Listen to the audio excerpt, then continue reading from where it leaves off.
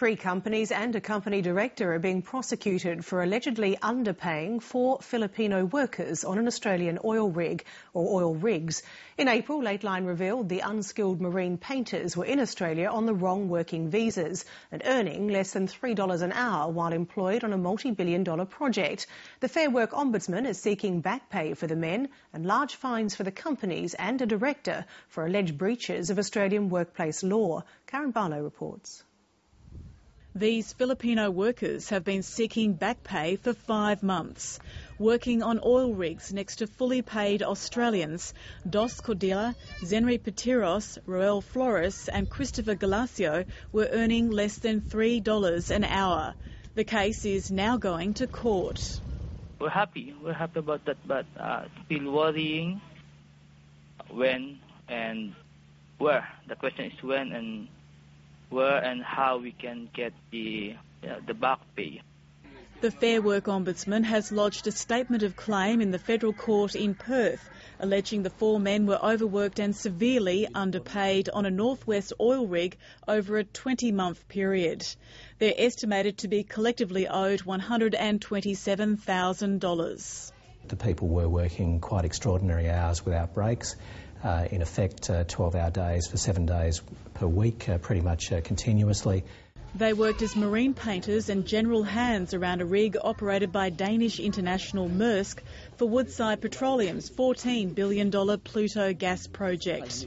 Neither Woodside nor Maersk has been cited in the Fair Work Ombudsman's action over the alleged underpayment. Hong Kong-based company Procomwell Limited is being prosecuted, as our Philippines-based company Supply Oilfield and Marine Personnel Services, or SOS, West Australian-based company Survey Spec Proprietary Limited, and Survey Spec's sole director Thomas Civillo.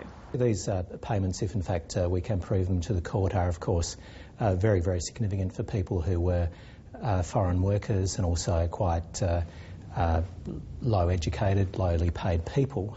Documents submitted to the court state that Procomwell was the employer of the 4 men and it authorised SOS to pay the men the low rate of $900 a month.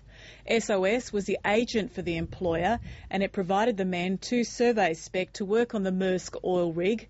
Maersk was paying Survey Spec $400 a day for each worker. The Ombudsman alleges Survey Spec's Managing Director Tom Civillo was encouraging the Philippines agent SOS to provide the lowest possible price. Mr Civillo sent an email requesting it provide its best price as the customer needed a good price. The eventual rate of $900 a month was far off the minimum industry rate of $660 a week. The workers were also not paid various allowances and penalty rates and had been allowed into Australia on the wrong 456 visa. These workers, at the very minimum, should have been engaged on 457 visas. The offshore oil and gas companies have exploited a small loophole in the law, and I think it's time for the government to close that loophole. The Fair Work Ombudsman says it's confident about taking Australian court action against 2 foreign companies and it's open to pursuing other companies should new evidence emerge.